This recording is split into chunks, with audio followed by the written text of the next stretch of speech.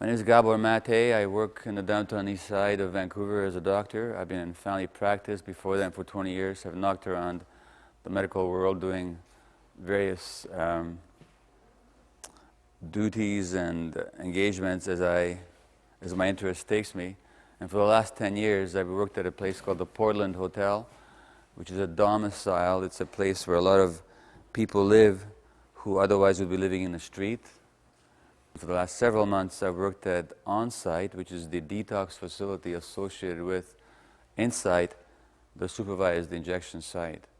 So thank you all for honoring me by coming out to hear me, and I just offer up the prayer that the speaking that we do with one another this afternoon may benefit all of humanity and help ease the pain and suffering in this world, of which there is a lot.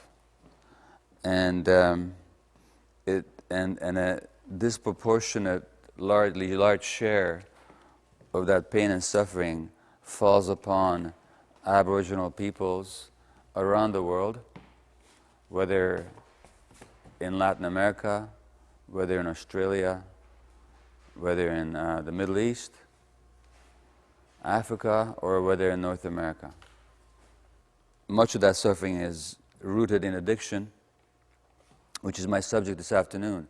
Now, there's nothing about Aboriginal peoples that makes them more prone to addiction. There's nothing intrinsic, there's nothing innate, there's nothing in their nature or their character that drives them to addiction. So it's got nothing to do with any weakness or flaw or predisposition from the inside. It really has to do with what are the conditions in the world that feed and drive and promote addiction. And these patients of mine die young. They get diseases from their HIV. They get infections of their brains, of their heart valves, of their spines. They get crippled. They commit suicide. They're killed violently. They overdose. They get cancer. They die of liver disease. And few of them live into their 50s. And the question is why? Why do people keep doing these terribly damaging things to themselves, which has such negative consequences in our lives, where they lose their health, they lose their lives, they lose their families, their children, their dignity, their bodies, their teeth, their earthly possessions, and still they persist. And it's not possible to answer that question. It's not possible to answer that question if we see it as weakness of will, if we see it as moral failure, if we see it as some kind of a bad decision that people make. It's much deeper than that. In fact, the question we really have to ask is, if people are using drugs, despite the negative consequences, what does the drug do for them? What makes the drug so important in their lives? It must do something. It must do something very essential, otherwise they wouldn't do it. So if we're going to understand addiction, we first have to understand what is it that the person gets out of it. It's clear for all of us to see what the damage is, but what is the good?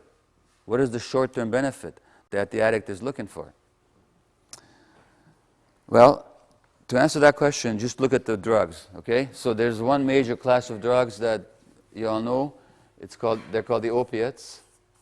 Opiates are drugs like heroin and morphine, which come from a poppy plant, an Asian poppy, or they're man-made analogs like Percocet and OxyContin and so on. These are all opiates. Well, what are opiates? Why do we use them in medicine? What are they? Okay, painkillers is the main thing. We use them as painkillers. Okay, now, but they're downers in the sense that they not only kill physical pain, they also kill emotional pain. They also kill emotional pain. It turns out that if you look at the brain scan of human beings, when they're feeling emotional pain, the same part of the brain lights up as when they're feeling physical pain. So whether I call you a terrible name that really hurts you and insult you, or whether I cut you with a knife, the same part of the brain registers it on the emotional level. So the emotional suffering associated with physical pain is the same as the emotional suffering associated with psychological pain, and it's felt in the same part of the brain. And that's where the opiates work. So it's about the relief of pain. So the first question in dealing with addiction is always not why the addiction, but why the pain. But why the pain? I don't have a single female patient in the downtown east side who was not sexually abused as a child. Not one, not even by accident. I've talked to hundreds. Many of the men were abused, many sexually, if not sexually, then physically in other ways, or emotionally abandoned and neglected and hurt. One guy told me that, native guy as well actually, or Mate, he's a Mate man. His mother had a unique way of babysitting him. She was a single mom and had her own addiction and drinking problems, so she went out to the bars to meet guys. She was in her early 20s. And the babysitter was the dryer. When this kid was 3 years old, the mom would stick him in the dryer, put a heavy object on the top so he couldn't climb out. And that was her way of keeping him safe while she was out. And that's not untypical. So this is what people grow up with. So that's why. So why the pain then? The reason drugs work in the human brain is because we have receptors for them. Now I'll tell you what receptors are. Here's a cell. Here's a brain cell. Okay, this is my primitive drawing of a brain cell with the nucleus here. Now, here's the drug. Okay, it looks like this. The molecule of the drug coming into the cell. It works only if the cell has a receptor that can receive it. But now the question is, why do we have receptors for molecules or drugs that come from poppies? We're not poppies after all. Well, mummies and poppies, I guess. Well, we don't have receptors for them. What we have receptors for are our own substances that look just like it. Okay?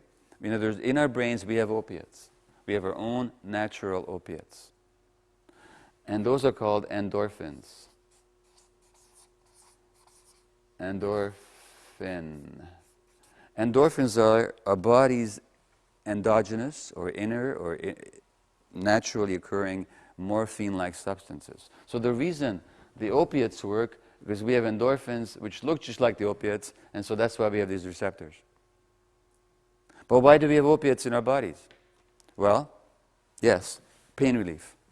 We have to have something, otherwise they would hurt too much. I mean, if I went like this, if I had no endorphins, I'd have way too much pain every time I touched anything. So there has to be something to kill the pain, to some degree. So opiates are painkillers. They're also necessary for feelings of joy and elation and reward. So when you do something thrilling and you're just overjoyed, what's happening is you're having a lot of endorphins flooding your brain. So people have, when they go bungee jumping, and you measure their endorphin levels, the higher the endorphin level, the more elated they are after they go bungee jumping. Which, by the way, should tell you something about the nature of addiction, because addiction is not just about drugs, is it? You can get addicted to all kinds of things. A lot of people get addicted to dangerous activities. Why? That's how they get their endorphins. So, we have endorphins as painkillers, we have endorphins as to give us joy and elation.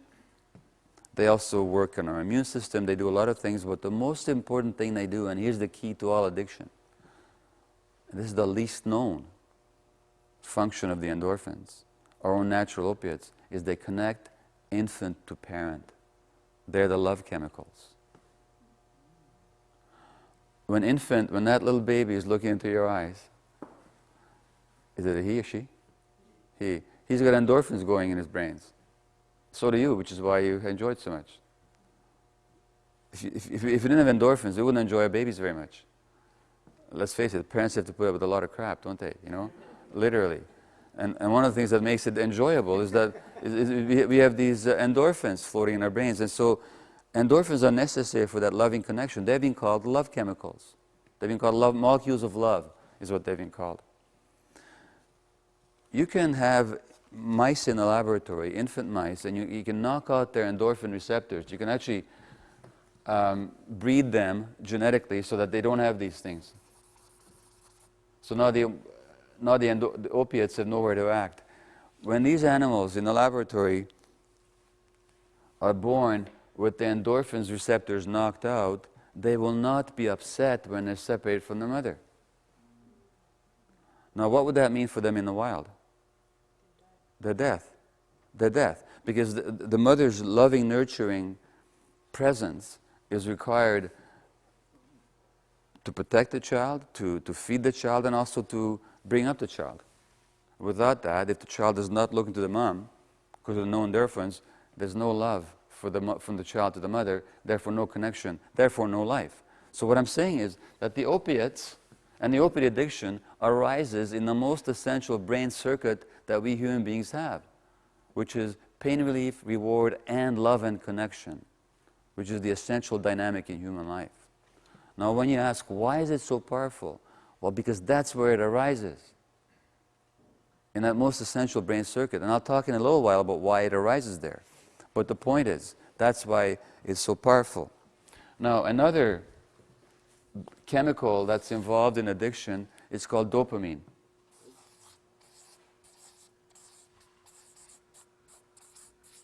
And I'll just give you enough science here to understand the basics. Dopamine is another brain chemical. It's necessary for human life also. Why is it necessary?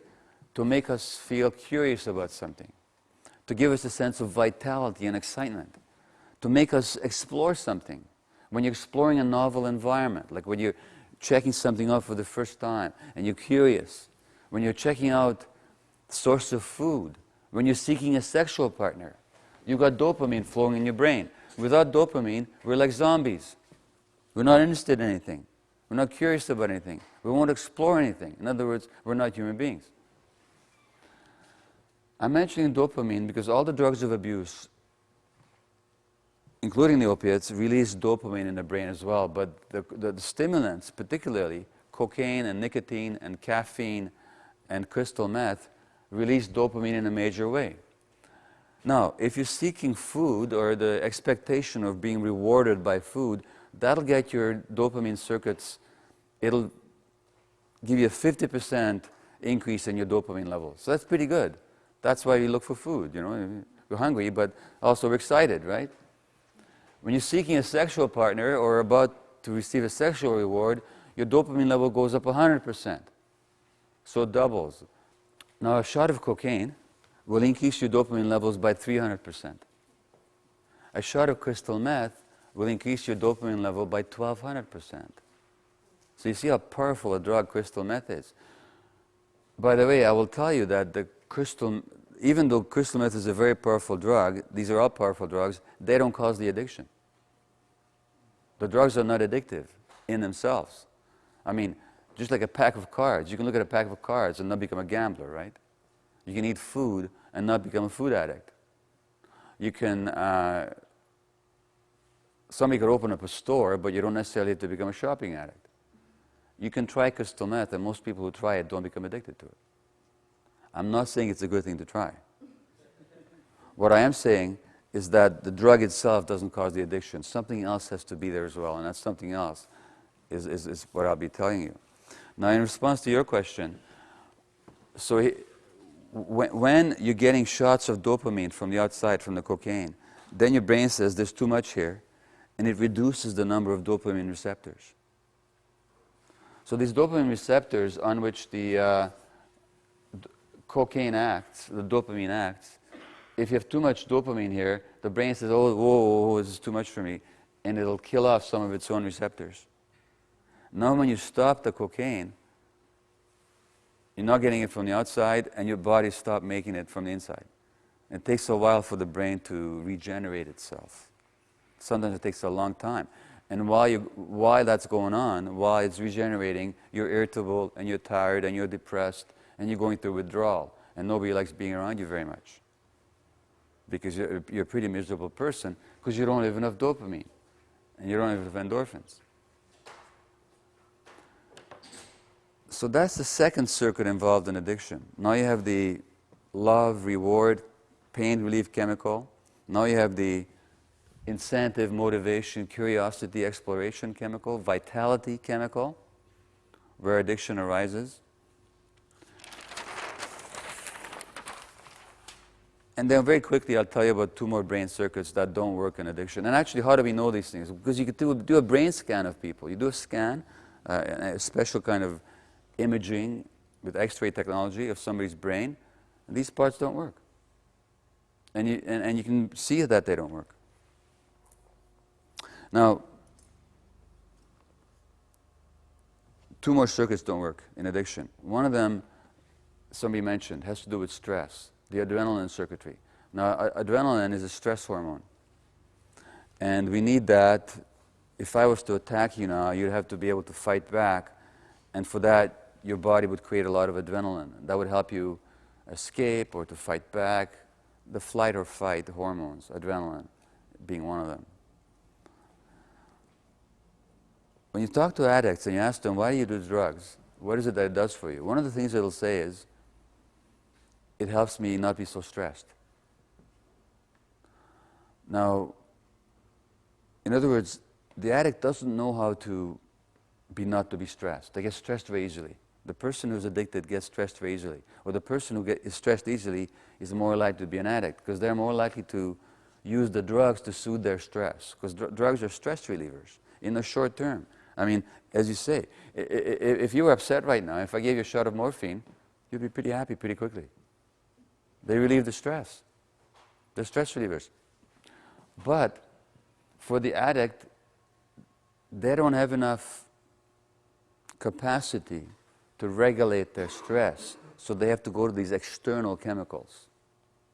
So that's the 3rd circuit that doesn't work in addiction. And the 4th one is what's called impulse control. Now, impulses are urges and motivations to behave or to do something. I might have the urge to, in a store, I might have the urge to grab an object and stick it into my pocket. That's an impulse.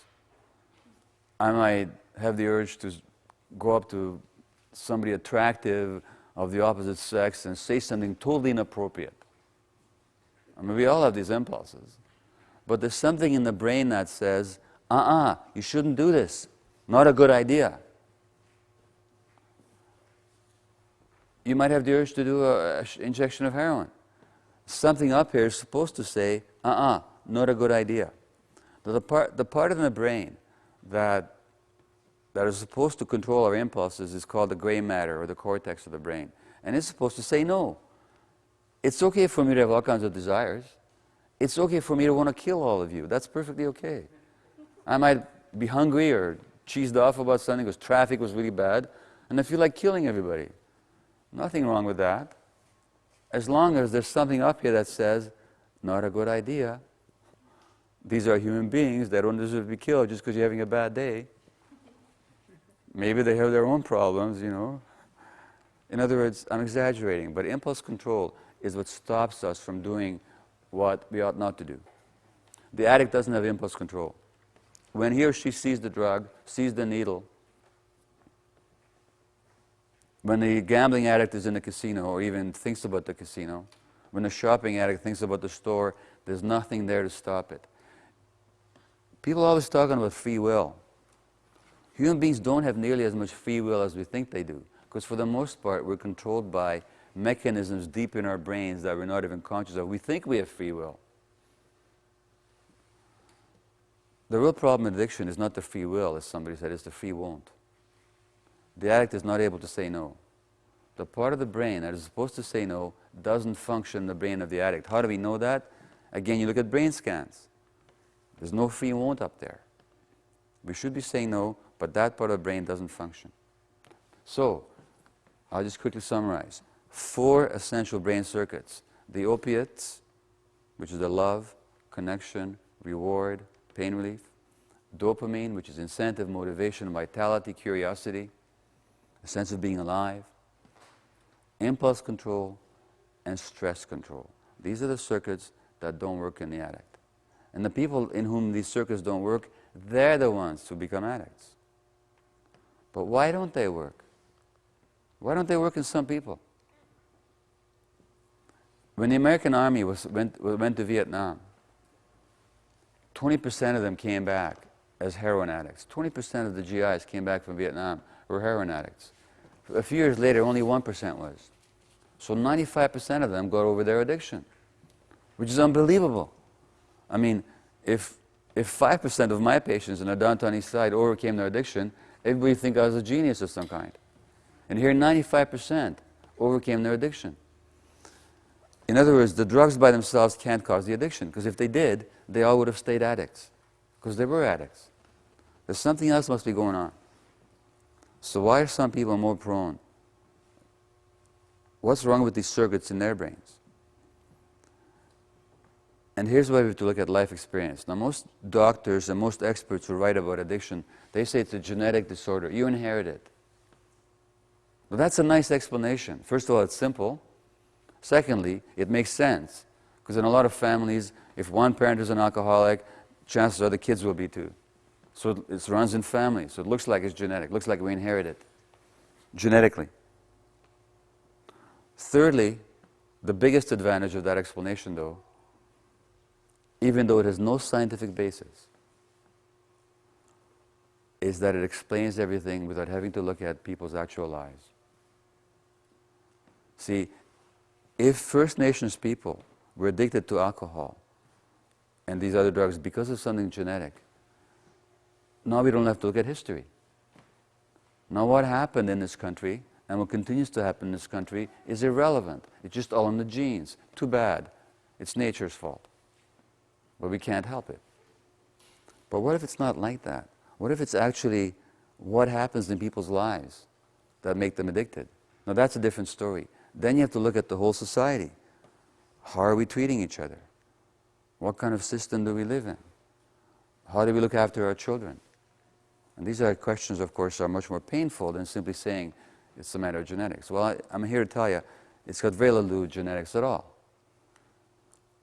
Why? Because these all have to do with the brain. And how does the brain develop? How does the human brain actually develop? Well, it turns out, and this is not, I'm telling you, anything new. I mean, you may have heard this, may have not have heard it, but I don't make it up. This is just brain science, the way we know it to be an absolute fact. It's not even controversial anymore. That the way that the human brain develops is an interaction with the environment. It's shaped by the environment. That baby, how old is that baby there? How many? 7 months. See, in the first year of life, there are times in that kid's life when every second, 1 million connections are being made. I mean, every second, 1 million connections are being made at times in that kid's life. The human brain is the only one that continues to grow in the same rate outside the uterus as it did inside the womb. And human beings are born with very premature brains. We're premature, we're born. We're all premature when we're born. Doesn't matter when we're born. At 9 months, we're still premature compared to a horse. A horse can run on the first day of life, right? A human being can't manage that neurological control, the balance, the visual acuity, the muscle strength, the coordination for 2 years. So the horse is 2 years ahead of us in terms of brain development. So the horse developed in the mother's womb in advance, 2 years in advance of the human being. And why is that? It's because as human beings evolved, we began to have larger and larger heads. And we began to have larger and larger heads so that we could use the hands, so that they could tell the hand what to do. Because the hand is compare the hand to the hoof of a horse. This is far more sophisticated. This is far more complex. The brain has to have a lot of circuits and connections and systems to make this work. I mean, if you try to build a computer to make the hoof work, and if you try to make a computer to make this thing work, imagine the circuitry has to be much more complex, much larger. And that's why you have these large brains. So large brains, and at the same time, we began to walk on 2 legs, so we can use the hands as hands. So walk on 2 legs, now the pelvis has to narrow. So now we have a narrow pelvis, large head. Narrow pelvis, large head, narrow pelvis. You can't wait any longer inside, otherwise you'd never get born. If that kid waited another couple of months, he'd be inside forever. unless there was a cesarean section or something. Because the head is already the largest part of the body. So we have to be born prematurely to allow our brains to develop outside the uterus. And that means that most of our brain development occurs following birth and not before. And most of that in the first 3 years of life. By the end of the first 3 years of life, the human brain is 80% adult size, and the human body is only 19% adult size. It's totally disproportionate. And that means most of our brain development occurs in the first 3 years, under the impact of the environment. And the circuits in the brain that get the appropriate input, that get the right stimulation, they develop, and the ones that don't, they even die. And they certainly won't develop very well. And that's not so difficult to understand. If you took a plant, a seed, and you stuck it in the floor here, would you expect it to grow? Well, of course you wouldn't. Why? Because the conditions aren't here. There's no irrigation, there's no sunlight, there's no nutrition here. Why would it grow? It's the same with the human brain. It needs the right conditions. Now, what are the right conditions? Well, it depends on which circuit we're talking about. Now, the visual circuits that allow us to see, there's about 30 different circuits making up the visual system. That needs light. If this child was in dark for the first 5 years of his life, he'd be blind thereafter for the rest of his life. Because there's no light. The brain says, I don't need visual circuitry. There's no light here. I might as well put that energy into hearing or something else. So for the development of seeing, you need light waves. Now, the circuits of the opiate love chemistry, the dopamine incentive motivation system, the impulse regulation, and the stress control system also needs the right environment. Just like the visual circuitry needs light. And what is the right condition for these important brain circuits? And this is where we're letting our kids down. I'm talking about as a whole society. The necessary condition for the development of these circuits is the presence of a non-stressed, emotionally available, constantly available parenting caregiver. Without the presence of a non-stressed, emotionally present, constantly available parenting caregiver, these circuits don't develop. If you take a small child, if you take monkeys and you separate them from their mothers and you measure their dopamine levels, they're down within a couple of days. The endorphin and the dopamine level in the child's brain depend on the presence of a nurturing parent, of a non-stressed nurturing parent. Why do I say non-stressed? I'll explain that in a moment. I could give you all the science behind that.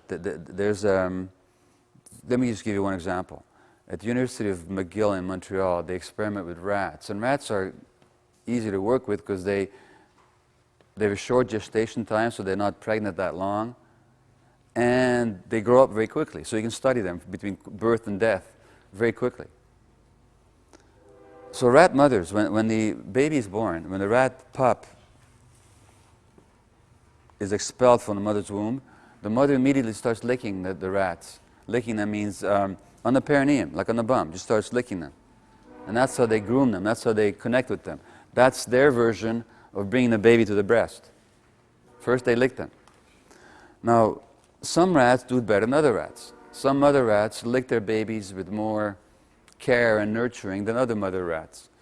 If you look at the babies that are well nurtured by their mothers in the first few hours of life, and if you look at these babies as adults, they're less anxious, they're smarter, and if you look at their brains, they have more natural tranquilizing chemicals in their brains. There's a class of drugs called benzodiazepines. Benzos are drugs like Valium and Librium and Ativan and so on. We have our own natural benzos in our brains. These rats that are well licked by their mothers, they have more of the natural stuff in their brains than the rats that were not well licked. But it's not genetic, because if you take the rats whose mothers don't lick them very well and you put them, those baby rats with mothers who do, they grow up to be just fine. So the proper brain chemistry of the infant depends on the presence of the mother and the capacity of the mother to nurture the baby. Now, in a group of monkeys, they divide into 3 groups. And they created different conditions for food finding for these mothers. These mothers had small babies they had to look after, and they find food for them. The one group, they made it difficult. It was always difficult for them to find food, predictably difficult. The mothers knew that it was always going to be hard to find food. They had to work really hard for it. Another group, they made it easy for them. The food was just right there. The middle group, they made it sometimes difficult to find the food and sometimes easy to find the food. So there was uncertainty. Now, guess which group of mothers was it that their infants, when they grew up, were more insecure, they had to do cocaine and alcohol? The uncertain group, yeah. The mothers who always find it difficult, they adjusted to it.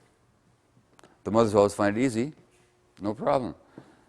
The ones who were stressed, because they never knew. And uncertainty is a big cause of stress. They're the ones whose infants grow up to be adults who did cocaine and alcohol. And there's so many experiments like that. Now the same thing is true in human beings. Because when mother and infant, when I say mother, it could be the father, it could be the grandfather, it doesn't matter. When the nurturing parent is looking into the child's eyes, and the child looking into the mother's eyes, the parent's eyes, that's when they both have endorphins happening in their brain. And that promotes the development of the child's circuitry. But what happens to people like Serena, whose story I read to you, and like all my other patients in the downtown east side who never had that? Those circuits don't develop. So when they do heroin, guess what? It's like for the first time, they feel love and connection. If it's for the first time they feel human. Or the first time they do cocaine, they feel alive and vibrant and excited. And that's pretty powerful. And it's the only way they got it. So you try and take that away from them. It's damn difficult to give it up. Addiction is pretty simple. It's what happens to people when they don't get what they need. And they have to end up soothing themselves. Now, this is not about blaming parents, by the way. You have to understand that.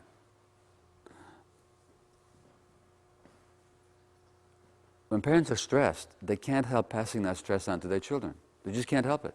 There's no way to avoid it. Now, I was born to a Jewish mother in 1944 in Budapest, Hungary. And you all heard about what happened to the Jews in Eastern Europe. So I was born in January '44, and in March, the Nazis marched into Budapest, my hometown. The day after the Germans occupied Budapest, my mother called a pediatrician. And she said to her, "Would you please come and see Gabi, because he's crying all the time." And the pediatrician said, "Of course I'll come, but I should tell you, all my Jewish babies are crying." Now, why were the Jewish babies crying? I didn't know anything about Nazis. I didn't know anything about concentration camps, or war, or genocide. Why was I crying? Do you think? Because my mother was stressed. Infants pick it up. Infants pick it up. And my mother was depressed because her parents, 3 months later, her parents were killed. And so when parents are in that state, and then trauma is passed on from one generation to the next.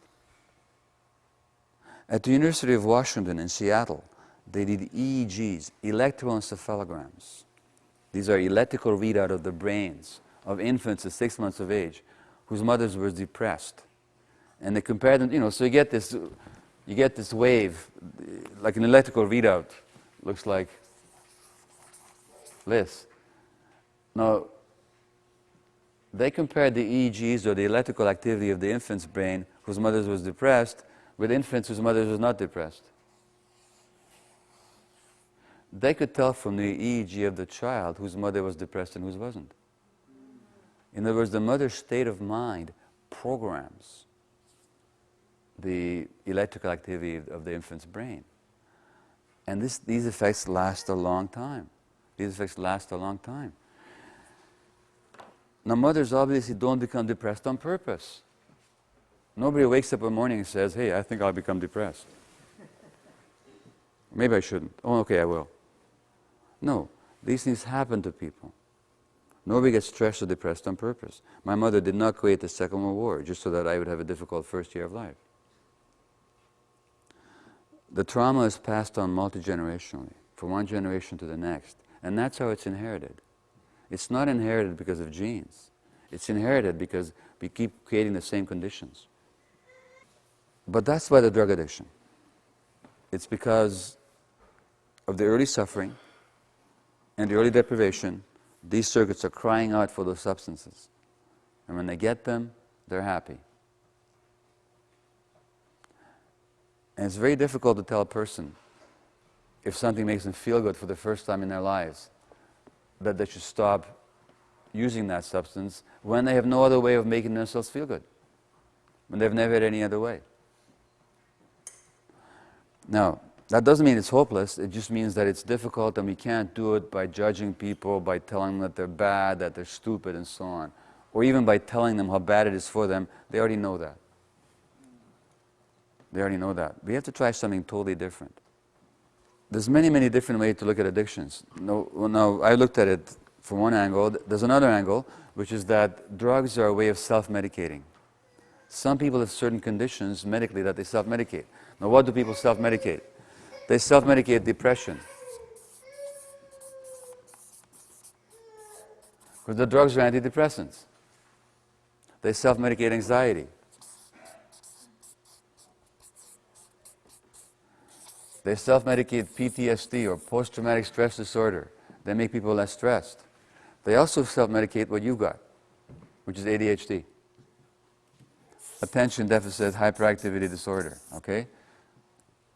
The stimulant drugs, like cocaine and crystal meth, which most people, when they take them, they get more hyper, actually make you calmer. Why is that? Imagine this. I'll explain to you. Imagine that your brain was like a, imagine a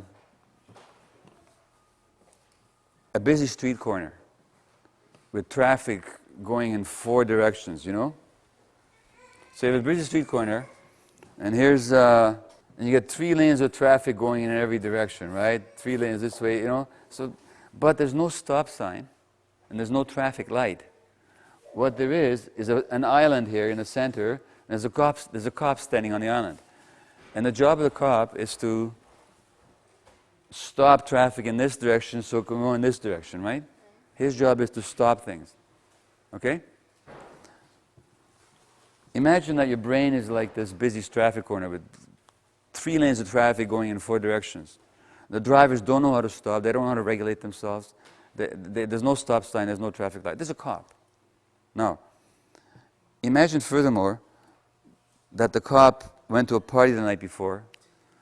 So he's sitting there on the traffic island, you know, going like this, and all of a sudden he goes to sleep, okay? What's going to happen on the street corner?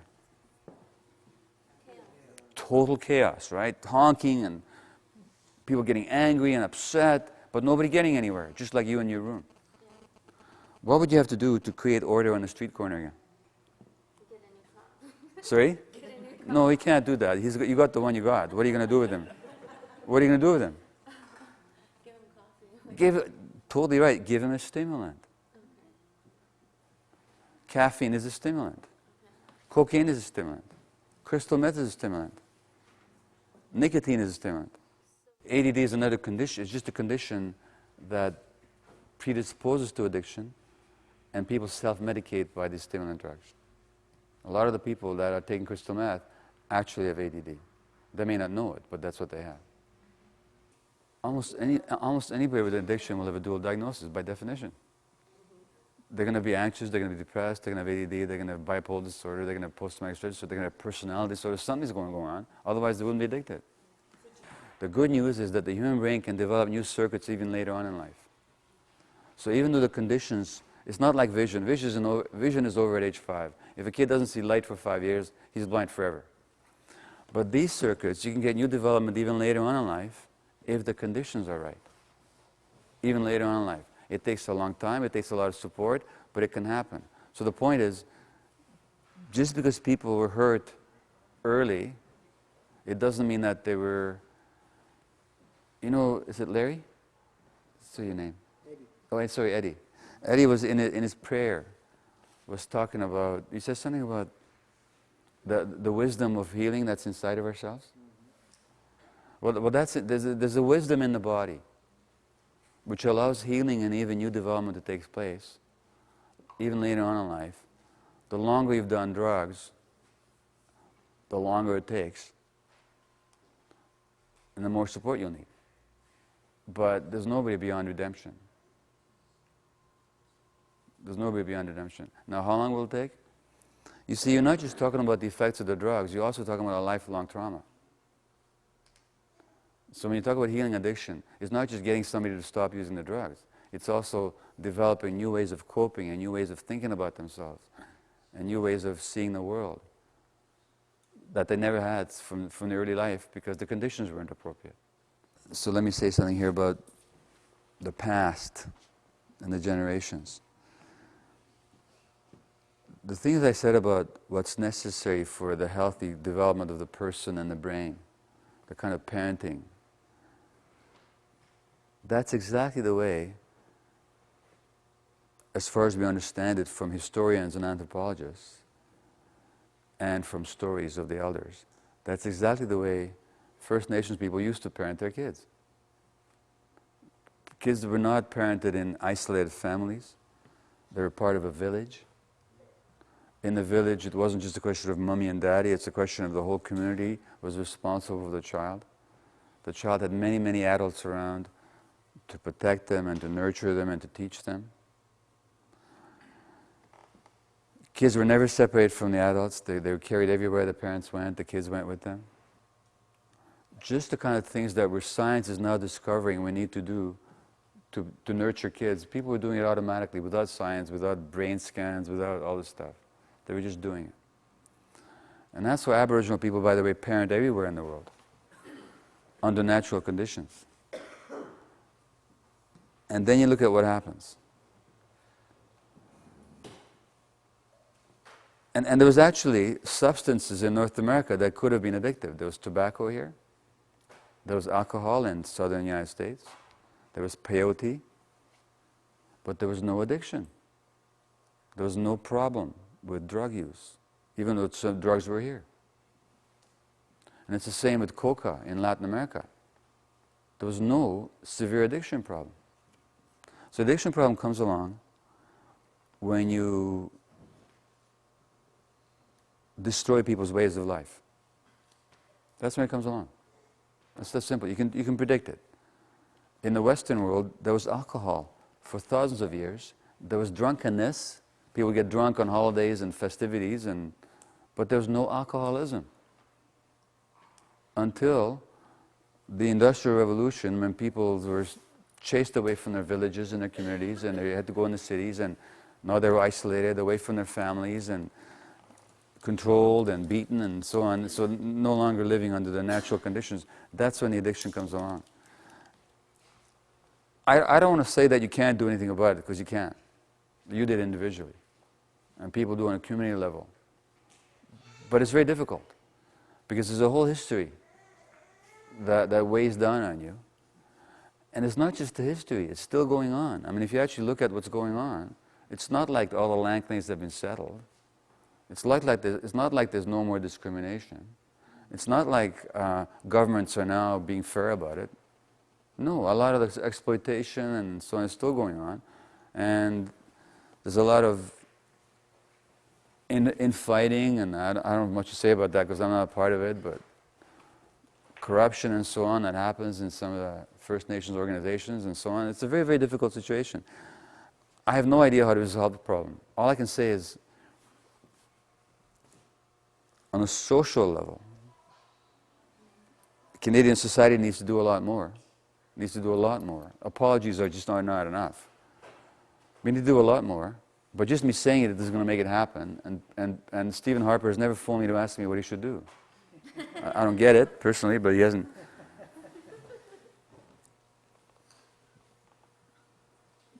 But communities are going to have to find some creative response. That this trauma has been going on. You know, maybe my words can help is only with this. Maybe it can help with the shame part. Because there's tremendous shame associated with abuse. Maybe if people get it, that it's not their fault, that it just happened. They didn't create it, they didn't call for it, they didn't ask for it. It might be their responsibility now. I mean, whatever addiction issues exist in this community here, you can wait for Stephen Harper to come and do something about it, but I wouldn't hold your breath too much. So it's your responsibility. I mean, you have to respond. But maybe you forget that it's not your fault. Maybe you forget that the shame that's associated with addiction, maybe you can drop the shame. Maybe if you drop the shame, that'll help lift the weight off your shoulders a bit so you can get on with it. Maybe it's the shame that keeps people stuck. The attunement piece is a big one. Attunement means when two people, when one person gets the emotional space of another person and is able to communicate that I get it. Now with babies we do this all the time. When a baby starts crying, we attune right away. What do we do? What do you do when you see a baby crying? What happens to your face? You go, "Aww." You know? So you're communicating that, okay baby, I get it, you're feeling sad. I get that you're feeling sad. I feel sad too when you feel sad. That's attunement. Now we all need that. The children need it for their development. When a parent is not attuned to the child, then the kid doesn't get the feeling of being received and understood. So they get the sense that there's something wrong with them. Even if the parents never beat them or hurt them, just because if they were stressed and when parents are stressed, they can't be attuned because they're too stressed. And that's why that EEG, or the depressed mother, or the infants where the mothers are depressed, you could tell from the child's brain whose mother was depressed and who wasn't, because the mothers weren't attuned to the child. Now in terms of dealing with addiction then, given that the first condition that was lacking was this attuned presence of caregivers, what do you think the first condition is if we're going to heal people? The same thing. It's not enough to tell people that you got to stop doing this, it's bad for you. People need, first of all, some loving acceptance in their lives. They need to be given the message that their addiction may not be okay, but they're okay. That it's not their fault. That they're not stupid, that they're not deficient, that there's nothing to be ashamed of. Nobody woke up at 3 years of age and said, I'm going to become a drug addict. Nobody woke up at 15 years of age and said, I'm going to become a drug addict. People drifted into it. They drifted into it because of all the stuff that I talked about. So we have to lift the shame, and the only way we lift the shame, see, drug addicts are very ashamed of themselves. Anybody here who's ever had an addiction problem, you know how ashamed you were, and how poisonous that shame is. And how healing it is if somebody can talk to you who's not judging you, who's not rejecting you, who's not punishing you, who just says, hey, you got a problem. So that's the actual first step. Then in that context, we need to help people understand themselves and understand their behaviors. Let me tell you a story about myself too. I've been married to my wife Ray now for 39 years, next month. So let's say one night, 10 years ago, I say to Ray, I indicate that I like to have intimate physical contact. Sex. And she says no. And I know that's hard to believe that she would say that to me, but it's happened. How do I react? Well, so say 10 years ago, I'm 54 years old, 10 years ago, and I'm a national medical writer for the Globe and Mail, and I'm a busy family doctor, and I'm a speaker and all this kind of stuff, and director of palliative care at Vancouver. I got all these titles and achievements. So how does this guy respond when his wife says no? Well, in my case, I either go into a rage, or I curl into a fetal ball like this, and I wish that I was dead, and next morning I can't even look her in the eye. No. What sense does that make? What sense does it make when there's nothing to worry about, and that's when you worry? Well, I'll tell you what sense it makes. It has to do with memory. It has to do with a kind of memory called implicit memory.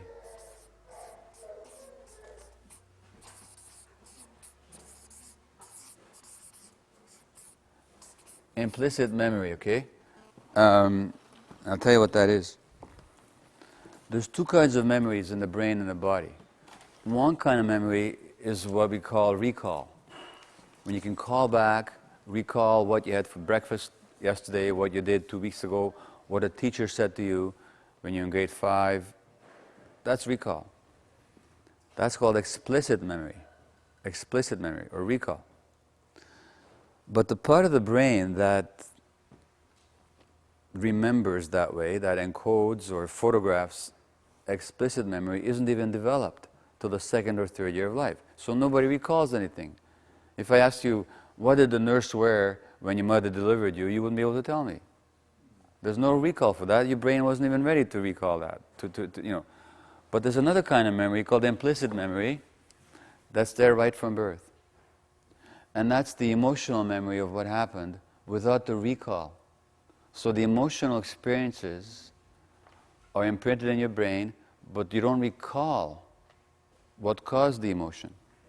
Okay? Now, you told us that you were abused, traumatized when you were 2 years old or 1 year old, right? You have no recall for that, but you have memory. The emotional memory, the implicit memory, is here in your brain. Now, what do you think emotionally you were experiencing when nothing was going on, when you were 1.5 years old, but you already been traumatized?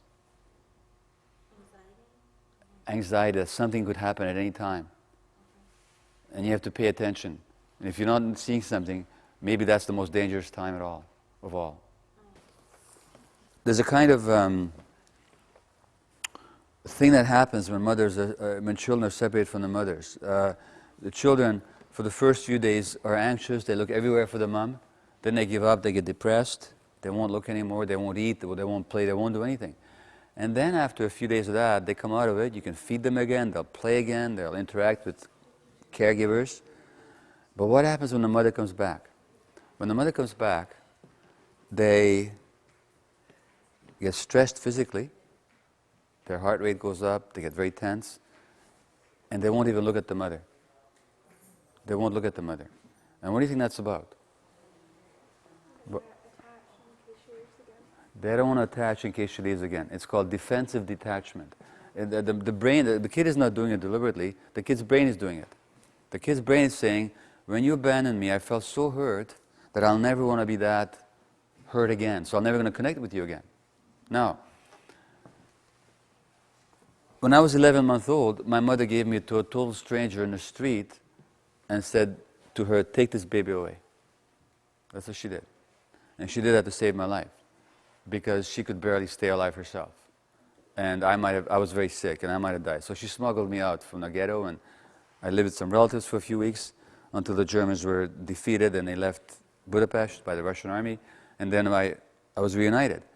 When I read that story about what happens to kids, I asked my mother, how did I respond to you when we were reunited? She said, like an utter stranger, you wouldn't even look at me for several days. Now, my wife says no to me, okay? If I was purely an adult, I would say, okay, that's disappointing, but I can handle it.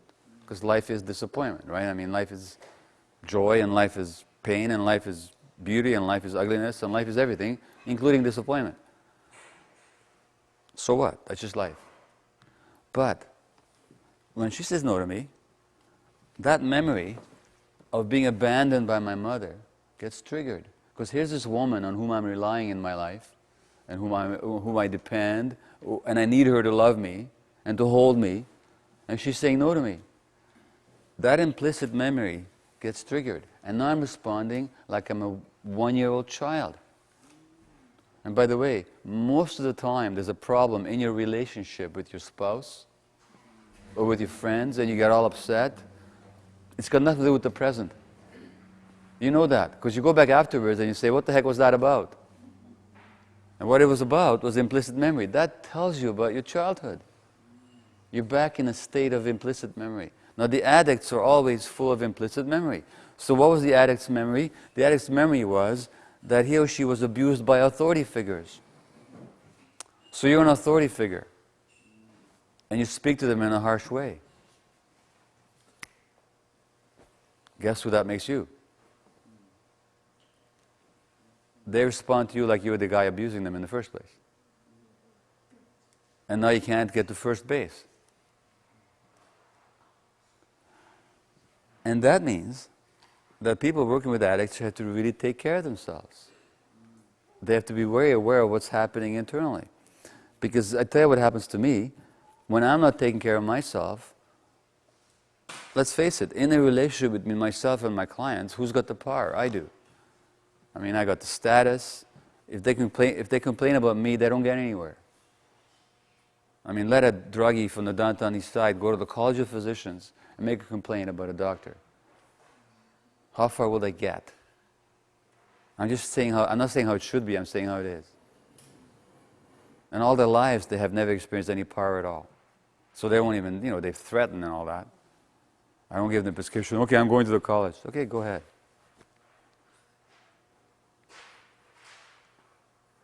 So I have to be very careful. Now, when I'm not looking after myself, when I'm very stressed, then that means I go to work and I'm irritable. And so, I'm irritable. What do I trigger? I trigger the implicit memory of another authority figure who just doesn't give a damn about them. And when do I do that most especially? Especially when I myself am not living with integrity. So let me read you a paragraph here. So I told you I had this propensity to binge on shopping and obsess about it and spend a lot of money. And so when I'm like that, of course, I'm very judgmental of my patients. I'm looking at them saying, how can you be so weak-willed and why can't you just give it up? Exactly what I'm doing myself, right? We always judge other people for exactly we don't deal with in ourselves. In January 2006, when I'm in the midst of an extended CD obsession, and of course when I'm buying compact discs, of course, I become a complete addict. I lie. I bring them home, and my wife says, have you been shopping again?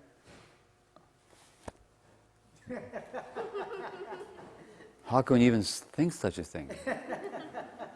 And I stash it on the porch, and when she goes to sleep, I smuggle it into the house. In January 2006, when I'm in the midst of an extended CD obsession, Sean comes moaning into my office. I'm messing up, he says. I'm puking and shitting. I've been doing heroin. Oh man. Sean has been in a recovery home for months. I haven't seen him for a long time, but he did call regularly, proudly reporting on his progress and his determination to stay clean. Once he left a voicemail, I'm calling to say that I appreciate all your help. I just want to say thanks, man. Now he's back in the downtown east side, pale, bedraggled, emaciated, unwashed. He's been living in the streets for weeks, but plans to admit himself to a Christian rehabilitation camp. Don't you think you should be back on the methadone, I suggest? Sean eagerly downs his first dose before recounting the details of his most recent relapse. I don't know why, Doc. I thought I just used one time, just the one time, and that was it. So are you going through with that Christian rehab thing? My family is pushing me, but I'm not up to it. Have you told them that? No. What stops you from being straight with them? Hurting them. That helped me so much, and I turned around and failed so miserably. I'm instantly filled with judgment, annoyed by his neediness and weakness of will, that is, by my own. I want to teach him a lesson. I don't believe you, I counter. Not that you don't mean it, but you're not being honest with yourself. You're not worried about hurting them. You already are hurting them. Yes, I am. But I want to go to that Christian place. I know what it's all about. It's really tough there. A complete schedule. It's harsh and rigid. That's not the point. I'm talking about telling your family the truth about how you feel and what you're up to. You just don't want to you just don't want to face the hassle of being clear with them. You're afraid of their judgment or of your own. You're too chicken to be honest. Sean throws me a direct glance and a abashed smile on his face. That's how it is, Doc. Well, then get off it. Be open about what you want and what you don't want. That much you do owe your family. And dog, having pushed his addicted patient to tell the truth, will now go home and lie to his wife, his briefcase stuffed with the latest haul of classical music. And that's how it is for all of us. When we're not in integrity, that's when we're most judgmental of other people, because we can't stand seeing in others what we don't like about ourselves. Which is, I think, why people have such a hard time with drug addicts, because who in this society is not addicted? And this whole society is all about getting soothing from the outside. You have to look that way, you have to be that way, you have to buy that, get that, do that. It's all getting something from the outside to make yourself feel okay, which is what addiction is all about. Getting something from the outside to make yourself feel okay, temporarily. That's what addiction is. This whole society is addicted. The whole economy. And look at the consequence. The consequence is that we're destroying the earth. We're actually destroying the earth. And then we say to the drug addict, how can you shoot yourself full of cocaine when it's so damaging to you? Well, how can we do what we're doing to the earth when it's so damaging to all of us? But we can't stand seeing that part of ourselves. So we push it all to the addict and say, what's wrong with you?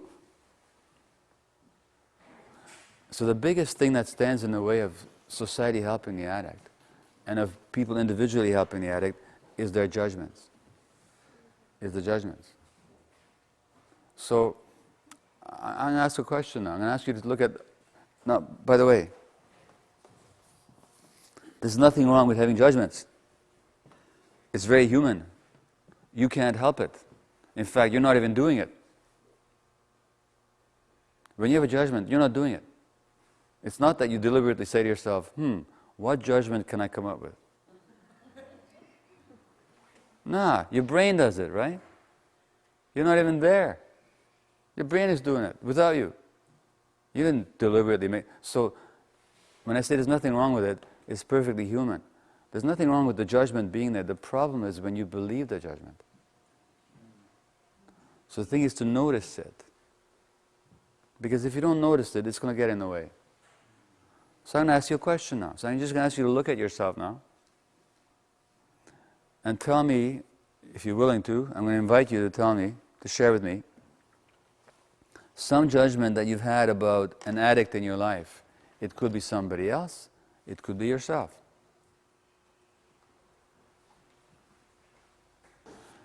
So what I'm trying to say is that the most important thing we can look at people when we're working with addicts is ourselves. Is ourselves and how we respond, and because how we respond has to do with us.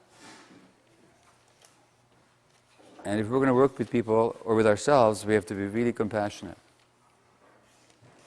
With ourselves and with the other person too.